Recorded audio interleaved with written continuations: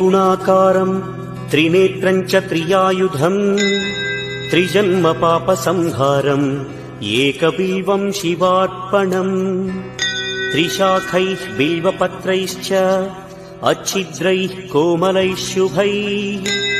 तव पूजां करिष्यामि एकबिल्वं शिवार्पणम् कोटिकन्या महादानं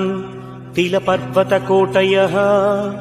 काञ्चनं शैलदानेन एकबिल्वं शिवार्पणम् काशीक्षेत्रनिवासं च कालभैरवदर्शनम् प्रयागे माधवं दृष्ट्वा एकबिल्वं शिवार्पणम् इन्दुवारे व्रतं स्थित्वा निराहारो महेश्वर नक्तं भविष्यामि देवेश एकबिल्वं शिवार्पणम्।